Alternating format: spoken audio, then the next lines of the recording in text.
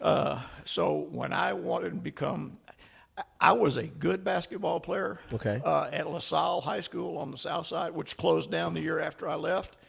But I had, as a high school coach, Weldon Beard Gymnasium at Clemens. Yes, it is. Wow. Okay. That's Coach Beard. He was my coach. He played at South San.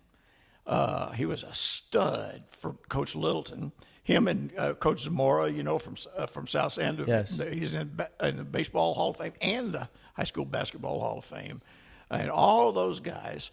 And so we had Coach Beard. He was like 24. I was 14. Okay. And he could play still. Woo, he could play. I saw him one day make 100 free throws in a row outside on a windy day with just the old rim, those outdoor rims, Yes. as hard as a rock. Yes. I mean, ball didn't hardly touch. And he's just talking Hundreds to us. of them. He's talking to us about shooting. And then you balance, and you do this, and I'm counting. You count. I'm counting, and I might have missed a couple in there, but I think he got to 100 and stopped and was like, keep going, how many more? It was like, nah, it's 100. People are going to think, nah, it's BS. No, it's not. Right. He was that good of a shooter. So I played for Coach Beard, Okay. and later on, he became one of my 3 basketball mentors, obviously my high school coach.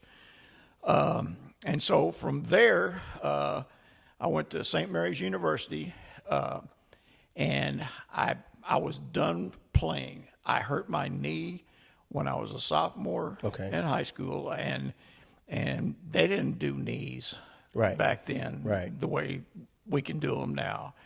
And I had surgery and I missed a whole bunch. Then my junior year, I got through, but it was tough. Right. The injury thing, and my senior year, I was having a really good year, and my knee went out again. So I missed 6 weeks. I came back with a brace from here to here, and I'm running around one-legged. Yeah, those braces back then were not what they are today. So I averaged like 15 or 16 a game. If there had been a three-point line, it would have been more. Okay. But I couldn't drive. It's like I'd get it, boom, get rid of it. Right. When I went to St. Mary's, I was done. But I studied education. I majored in education. Correct. And so when I got out, the teacher, I was taking my last education course, and they were setting up where you're going to go to student teach. Yes. And so I went up to the teacher and I said, listen, my dad's an administrator in Harlandale. And Harlandale was one of the school districts, about 6 or 7 that they pick from. And he said, I just put it down last, you won't get it. I put it down last. I got Harlandale High School. Really? 3 blocks from where I grew up. Why would they say they don't think you would get it if you put it last? I don't know. Because he probably just said it offhand real quick and then forgot about it. And they started divvying it up, and he didn't even think about it. Right. So I ended up at Harlandale High School, and my cooperating teacher was Pete Zuniga. Okay. Agapito Zuniga, the Pistol Pete from Los Indios, California. That dude was 6'4". He could shoot. My God, he played in all the Mexican American, traveling tournament. Right. He was the stud. He was the guy. He was the guy. And he was probably only about 3 or 4 years older than me. Okay. And so we got to be buddies, and they had just hired a freshman basketball coach. This guy was from Massachusetts. He was a line coach. Okay. He's a football guy. Yeah. And he drove to school on a Harley. and his name was John Gilbo. Okay. And so Pete said, John, this guy's going to be a basketball coach. Hey, he's going to be a basketball coach. I'll be here. I'll open the gym up. I'll sweep the floor. I'll drive the bus, everything. Let him coach. And so I'm a student teacher coaching the freshman team. Right. So in December, there was an English teacher that her husband was getting a job in another place, and she had to leave. Okay. And I was an English minor. Oh, okay. So they hired me from January to May. I taught 5 English classes. Right. And I was able to finish basketball season as the freshman basketball coach. Yes. And from there, I went to Churchill High School and got to coach for Marvin Gustafson and Jerry Comalander. So real quick, so you said you got the job as far as January to May. So is the basketball schedule kind of like it is now? Well, yeah. You started October, November. You started yeah. You started practicing in October, November, Right. December. If I hadn't gotten that job, I would have had to stop in December at the end of the semester. Got it. So I got to come back for the second semester and keep coaching. got it. Okay. Yeah. So it all lined itself up Yeah, for you. Okay. right. Perfect. And so I was hired at Churchill, and I coached football, basketball, baseball, and for 3 years I coached football, basketball, baseball, summer baseball. Oh, wow. Just like year round. Right. Yeah. You didn't stop. And so I was, the 3 years, I was the freshman coach, and John Hunt was the head coach. And John Hunt had a tremendous impact on high school basketball in San Antonio. And that's for another day, because that's a long story, and it's essential to understanding where we are. Okay. And then the JV coach got the job after John left and went to South San. And young guy, he was a year older than me, Dennis Leach, and I became the JV coach. And so when Dennis was going to leave, they were not going to hire another assistant. Because they wanted to go hire a big name. Okay. And so, like, Really? I don't know, big name, Right. You know. So they went and hired. Not yet, at least. Well, they hired a guy from Seguin who was highly successful. Okay. Highly successful, and so I would have been under. His name was Gerald. Oh, I'll think of it. Gerald. Anyway, I applied for 3 positions, head coach. I got turned down for Madison. I came in second. Okay. It was I can't remember where the other place was. Brackenridge. Oh, okay. Yeah, it was open, and Alamo Heights. I got the Alamo Heights job. Of course. And the reason I got the Alamo Heights job, because I'd coached football for 6 years at Churchill High School, and Alamo Heights was in the same district as Churchill, Roosevelt, MacArthur, and all them, and I'd coached against all them. I'd scouted and all that stuff. I didn't get hired because I was a basketball coach. I got hired because I could coach football and I knew the district. And you knew the district. And, it's Football. okay. Yeah, football drove the train. Football got me my first job. Really? So I coached football at Heights for a number of years, and then I just scouted, then I filmed, and finally, I don't know, about year 15 or something like that, Coach Finley, Gaylord Finley, came in. He said, "Charlie, do you need that stipend?" I said, "No, sir." He said, "Tell you what, you take care of the gym." And I'm thinking, finally, Right. just straight basketball coach. So it took a while to get there. 15 years. 15 years and another 7. Don't forget those 7 years. Yes, at Churchill. Yeah. Correct. Yeah. Yes. So that's how I ended up being, the full-time coach, and my years at Heights were interesting, and I don't know whether you want to kind of go into that part of it yet, or save that for. Yeah, we could say that for another day. But if you want to just kind of elaborate on any part of the Heights job, I think that's important, because you guys were. I'm not gonna call you a juggernaut, but you guys were good enough to where, as though, again, you had a lot of winning seasons over there, and etched your name. Well, how about we were a juggernaut for a while. Okay. We had 25 years of 20 wins or more in a row. Okay. And there's never that's never happened in San Antonio. Really? Before. There have been some guys that had 20-win seasons, but they got out or retired or something. They had a losing season. My first year at Heights, we were 13-19. Oh, wow. Okay. And the team had not won a district game in 2 years. And I coached their butts up, and we won one district game under me, baby. That's all you needed, though, right? We needed one. Beginning, though. Called it tradition. Exactly. Hey. And Heights had been really good in the 60s and 70s. Okay. I mean, big time good.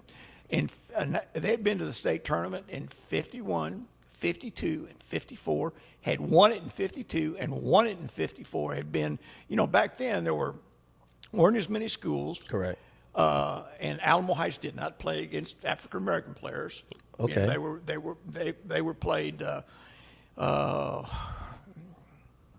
It's not off the tip of my tongue. It was another organization where the black teams played. Okay. So they did not have to play against African American players, but still, Texas is pretty big. Yes. And there's a lot of good basketball. And you one district champion, and you had to win one playoff game or a 2 out of 3, and you got to the state tournament.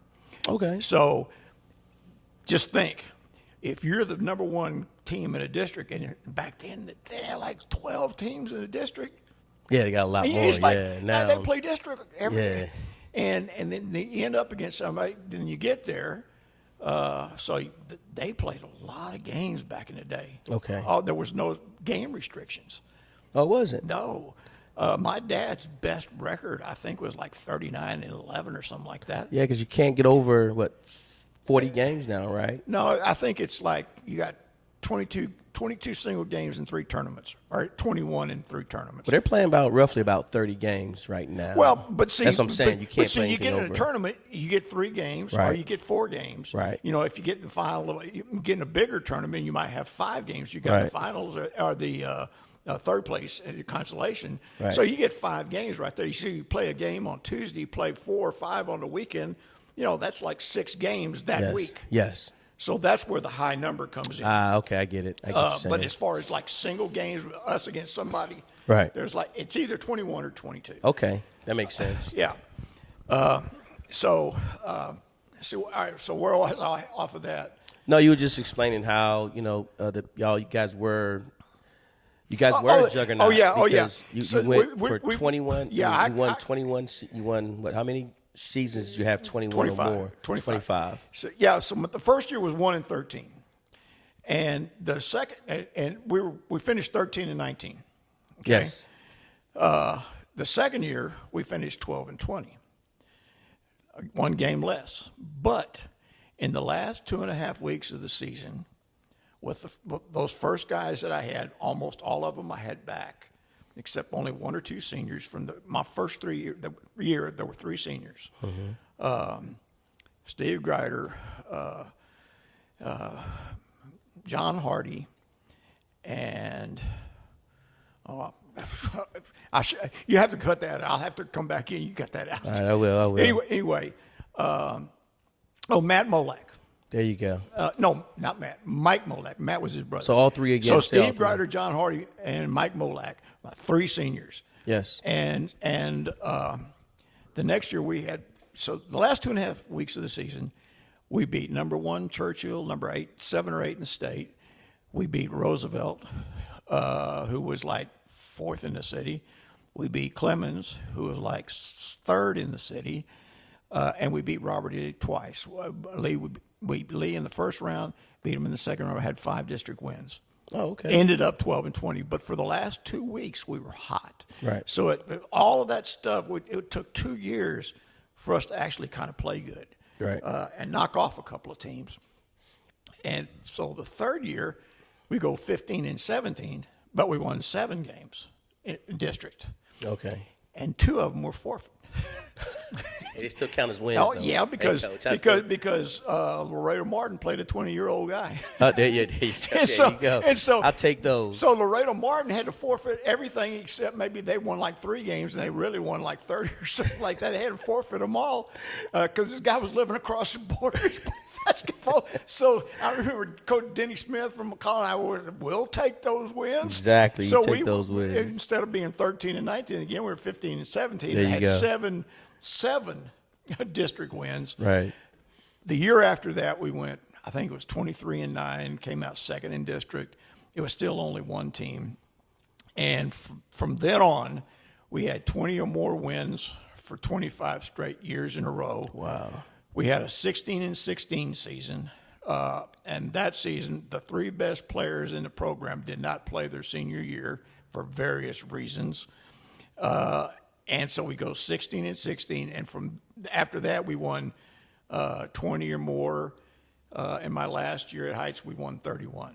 And then that was it for the Alamo Heights part. And I can we can go in more about building the program. Right. But that's kind of the history of how basketball got into my blood and my family and my brother Jeff, brothers John and Jeff. John was a guard, played for McCollum High School. Okay. He was a six-man. He was really a starter, but Coach Smith thought he needed to be a six-man because he had hurt his knee, but he was a great baseball player. Okay. And Jeff was the second leading scorer in the city behind Keith Edmondson in 77. Okay. And Jeff was a great guard, a really good player. He was the best player of all of us. And so Jeff went into business and was in business for a long, long time and decided at some point, like, you know what, I think I'll be an elementary teacher. He went back and got a degree, started teaching elementary, and now he's at Terrell Wells Middle School, and he coaches 7th grade basketball. Awesome. Wow. Yeah. So that's what I think is very unique about yourself, because you did all that coaching and you're still finding ways to stay relevant in basketball. So you had me look it up, and I told you I saw this term, or I saw the what you have, that you're currently part of, the True to Hoops basketball platform. I've seen it several times on social media, and I was like, who is this? When I started talking to you, you had your shirt on and you had your logos and everything. Tell us a little bit more about that. Well, I guess it was probably about 12 years ago when I was still actively coaching. My brother's son, Alec, was a very good player. And so we were in Las Vegas at the end of the year tournaments. You know how they have the big tournaments and all the college guys go out, and it's the last time to look at people before. So we're in this gym, and my brother turns to me and he goes, "What is this?" And I said, "It's a bunch of crap." And he said, "Well, what are they doing?" And there's all these college coaches there. And I said, "Look, man, you know, high school ball, AAU, it's all about me. It's like, I get it, I shoot it. You're lucky if you get a pass. Guard you, I'll guard you, but I'm not going to play help. I'm not going to do it." And it's just, it's a me game. Right. And so what they see is athleticism. Correct. And shooting ability and stuff like that. And they'll find that diamond in the rough, the guy that can do it all, play a little bit, and go. And they'll see who wants the ball to go rebound. All that stuff. But the fundamentals had over the years, it kind of been falling off. Yes. Especially when the 3-point line came in. Yes. The game of basketball was beautiful. Correct. The 3-point line came in, it got ugly. Yes. I mean, just ugly. People shooting, they didn't know how to use the line. They didn't know how to use it. Right. You know, it's just come down and shoot it. Of course. And so. Because, see, the pros do it, though. That's why. Well, you know. That's what they're thinking, though. You know, they're thinking, yeah, well, it's like now I can shoot this shot, I get another point. And funny story about the 3-point line. We had a really good team in '88, and it was the first year of the line. And we played Uvalde in December at our place. Uvalde was really good. That was before the oil bust, where all those towns in south of Texas, they had all kinds of different kids for all the people that worked in those areas. Right. So, I mean, so Uvalde was good. I mean, they were good. And coaching them was Newton Grimes, who was another South San stud, played with Coach Beard. Okay. And so they come to our place, and they beat us by 1. And we took a couple of threes in the last 3 minutes or so. All we needed was 2s, but we took 3s. And we lost. So my brother John and I, we went to Jim's coffee shop. That's another long story about Jim's coffee shop, because that's where a lot of stuff was hatched over the years. And he looked at me and he said, "You're not playing the same way you played last year." You know, what? Like, what do you mean? He said, "Well, last you got most of these guys back. They were slashers and cutters. Right. You were slashers and cutters, drivers. You really your post guys."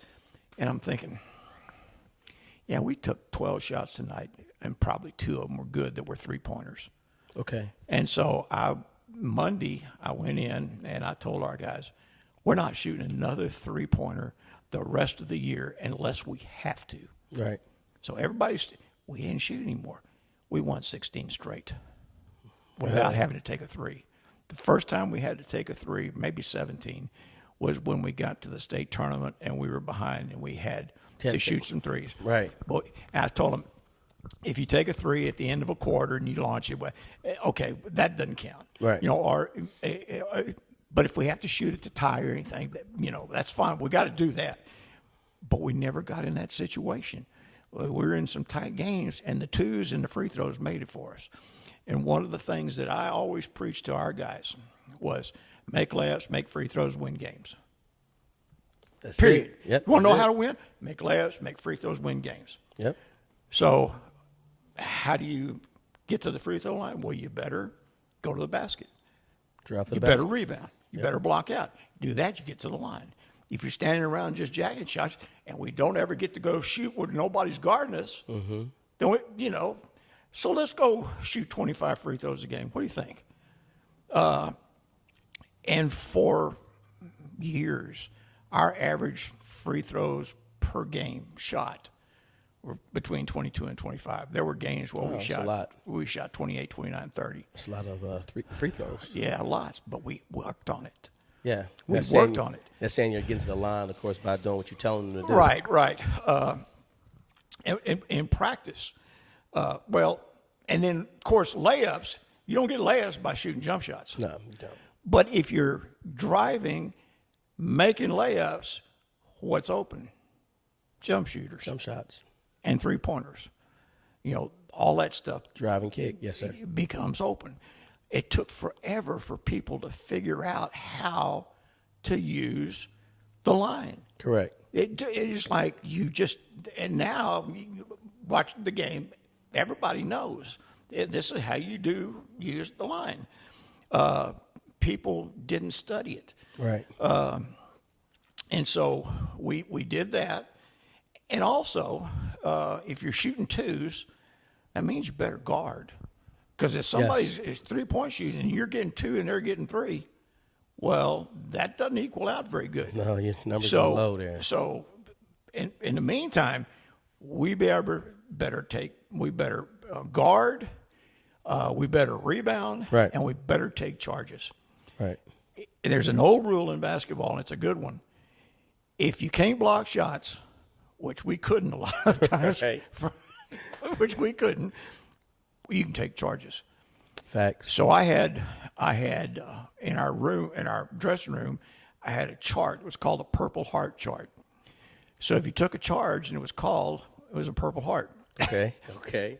So I'd have their number and a little purple heart, and so we drew them out like notches on a 6 gun, kind of thing. Yeah. There's number 11. He's got 1, 2, 3. He got 13 charges called, and so that was a deal for us, taking charges. And if somebody took a charge and they called it, the whole bench had to erupt. That was our rule. Everybody came up, coaches, players. Right. I mean, and not just get up and clap. I mean, get up and scream. Like celebrate like people do for dunks. Right. We did it for charges. Got it. And so now you kind of cull out the guys that aren't very physical. Right. Because you get in there about a month, and this guy's got 12, and this guy's got 7 or 8, and this guy's got 1, and none. Like, they're just giving them the business. Like, come on, man, what's the matter with you? Yeah, take one for the team. Well, take one for right. Right. And so the soft guys that don't really like contact, and there's a lot of them. Yes, it just is. Go watch. Yes. They're close their eyes. And so think about this. How many collisions do you think there are in a game when you're taking charges? They don't all get called. No, they don't. Some of them don't get called at all. Yeah. Some of them are called fouls. Correct. But you know what? If people drive in there and there's a collision every time, just about, what do? They start altering their shot. Exactly. Or quit going. Yeah, stop. Quit going. I don't want to collide with that big kid. So if you got a rim protector, like Clements that I just went and saw, I got a 7-footer, and he is a really rim protector. They could take all kinds of chances out front and funnel them in there. Right. And he's like this. Trey Williams. And they're changing their shots and all that kind of stuff. Yes. We Good never had a rim player. protector. We had guys that could block shots every now and then. But because we were a charge-taking team, invariably, get in a game and people would try to go and bam, there's a collision. And we never did any of that dirty stuff or like would try to undercut somebody. Right. We would take it right here. Right in the chest. Now we might have got there late. We might have got there late, and it was a foul. But there was no like trying to undercut, intentionally hurt somebody. Right? Correct. No, this was all. I mean, we were the ones getting hit. Right. And so we practiced that, and we practiced taking charges twice before we started playing games. They hated those 2 days. Right. In the 3 weeks of practice, we're going to work on charges, and we had 2 or 3 drills, and it was like take a charge, roll the ball out, and they had to fight for loose balls. Right. So we also said, if there's a loose ball, it's ours. And we said that all the time. If there's a loose ball, we better get there. Right. Now, you're not going to get to them all, but there's a battle to get it. Exactly. And somebody's coming flying. So all those little things like that gave us an edge. And so, and there's other stuff too, but I think the toughness part of the Alamo Heights kids learning that we're as tough as anybody. Right. People think we're all millionaires kids and all that kind of stuff, and we're soft. We talked about that. And other people use that against Alamo Heights. Correct. But I remember one time, well, there was one team that built that stuff up and their fans and everything. I mean, before the game, I said, fellas, now this is what they're saying over there. This is actually what's being said. And I don't know about you, Chris Ramirez, are you a millionaire? No, sir. Tim Casellas, are you a millionaire? No, sir. Oh, never mind. I know about your parents, and just make fun of it. Right. And I'm damn sure not a rich guy. Right. And they're talking like we're all spoiled. Right. We're not tough. Well, we're fixing to kick your ass and there ain't nothing you can do about it. There you go. That's the way we handled it. That's what we did. And our guys bought into it. Right. So if you weren't tough, you didn't play. And if you were a 60% field goal shooter from around the basket and you're a little soft, well, there's a difference there. Oh yeah, hey, listen. There's exceptions to the rules in everything. In everything. Yes, it is. And we had one guy, his name was Jason Harding, started for 3 years. And he was, for 1 year, he was the leading scorer in Heights basketball history until the next year when Clay Click beat him.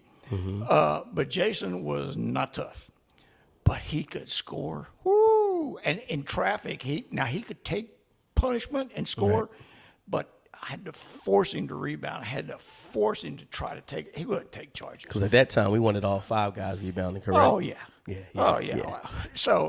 So anyway, there was, after a while, you just lay off of Jason. Right. And get him the ball where he can shoot, and he was pure. Right. And so he's averaging like 21 or 22, and like, well, we need those 22. And he might have missed that rebound, and he might have not dove for that loose ball, but he scored the next 2 times. Exception to the rule. Right. But that was, if it was said once, it was said a bunch. We're going to kick their ass, and there's nothing you can do about it. We went on the floor trying to do just that. Right. Okay.